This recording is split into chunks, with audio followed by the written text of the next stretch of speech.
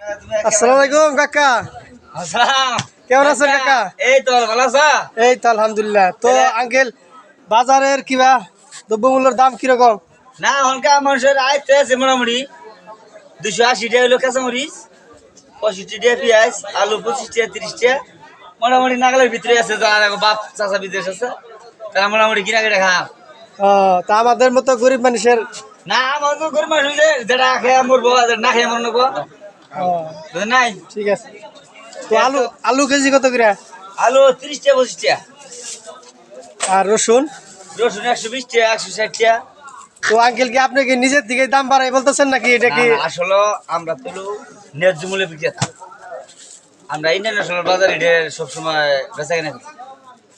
আপনি যে বলতেছেন আপনারা বুড়ি পুকুর পাড়তে আসছেন, ঠিক আছে, আপনারা আসছেন ঠিক আছে, ভালো জায়গায় তো আসছেন। ওই জায়গায় তো কোনো নেটে কোনো রেট নেই। না না। আমার যাবার নেটে ঢুক পায় যে কোনো বাজারে দেয় তো। ওই রেট মতো আমরা মালের টেনশন কোনো পাইকারি পাইকারি ছিল। পাইকারি স্যার পাইকারি। ওকে আঙ্কেল, আপনার সাথে কথা বলে খুবই ভালো আপনাকে লাগলো। ধন্যবাদ আমাকে দু চারটি কথা জিজ্ঞেস করার জন্য।